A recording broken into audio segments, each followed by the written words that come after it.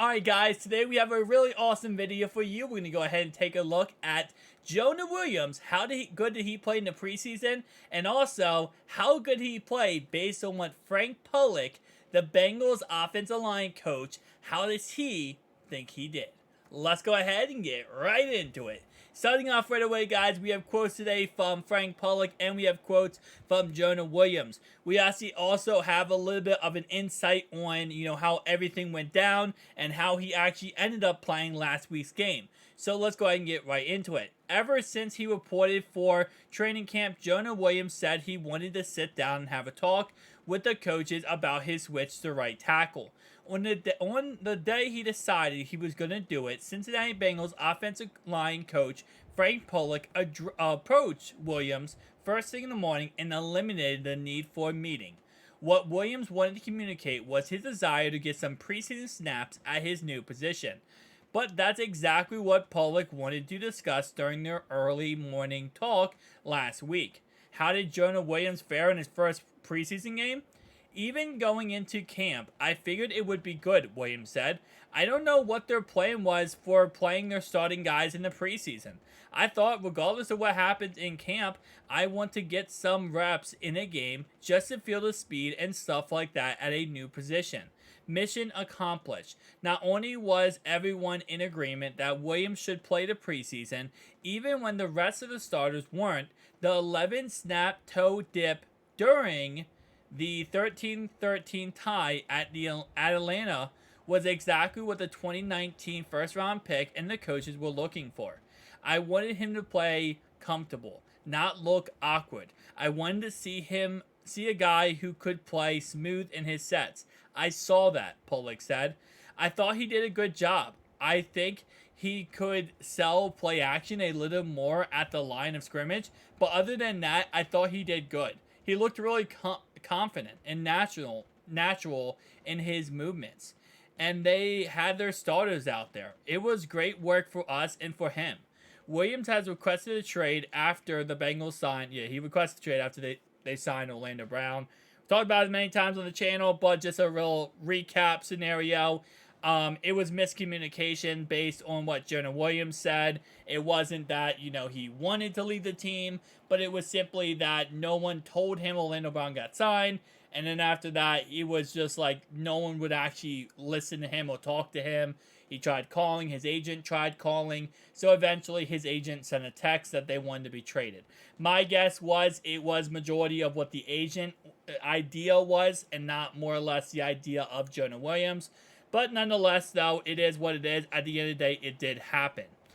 His desire wasn't around the building's confidence Williams said he had 3 pass sets on his 11 snaps and felt he executed them well.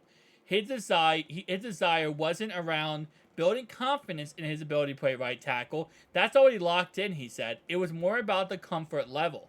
It's really more of a mental thing, Williams said. I get good full speed reps out there every single day at practice. It just comes out in the stadium. Feel the atmosphere, feel the warm up, dressing out, getting taped, all sort of mental things, and just feeling it on the other side. I was glad to have it done it, and I feel better going into the season. How I look at those type of things also, and as he says, mental things, it also is going against somebody else, right?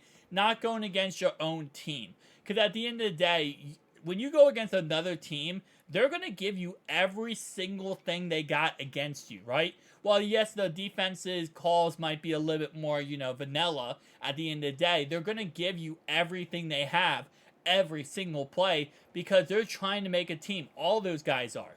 And even the starters on that team, they're still trying to play good. They're still trying to make plays because they're competitive. So I completely understand where Jonah is coming from, where it's like, I feel like I'm perfect. I do everything perfect in training camp and practice, but I want to feel how it feels when, like week 1 or week 2 or week 3, when you're actually in a game in the regular season. The game counts. It matters. It's important. And I'm actually at that game speed, rather than just being in training camp and practices going against your teammates where it's awesome, but at the end of the day, this is not a real football game.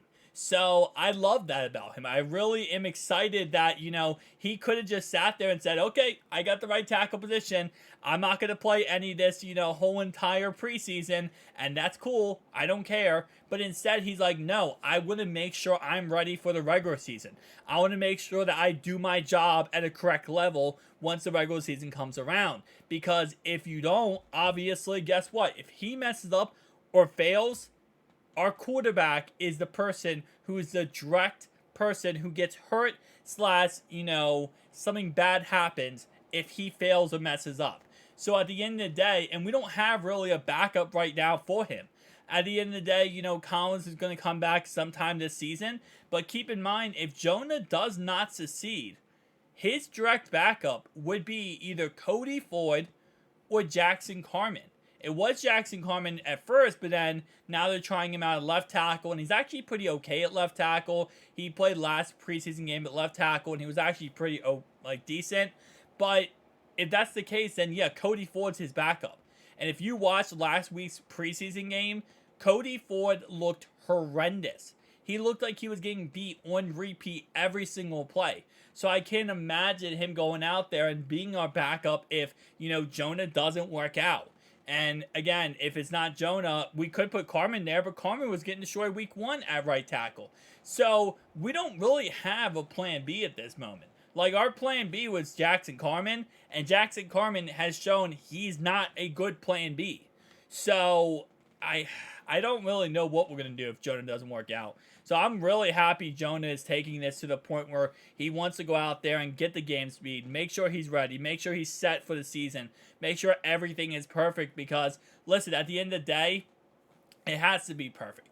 This is not one of those things where, oh yeah, throughout the season, man, as you play more, you'll get used to right tackle, you'll get better at it, you'll grow. No, there's no growing here. First off, this is a Super Bowl team. This is a Super Bowl window this year. This team could easily go and win a Super Bowl. There's no, trial and error process here. This is, we got to get from 0 to 100. We got to go from Jonah Williams at right tackle in year 1 to Jonah Williams at right tackle in year 5 by the time the regular season starts. Because, again, we have a quarterback right now who's coming off a calf strain.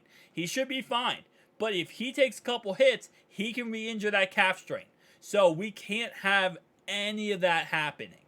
So, again, it's one of the situations where I'm happy, Jonah's taking it like this, and I hope he does play next week, and we can see more of him and really get him more up to game speed. The more game speed in him, the better. I mean, at this point, we want to see him at a top level, performing at the best level he possibly can. So, very exciting for that, guys, but definitely tell me down below your thoughts and opinions. I'll see you guys in the next one. Peace out.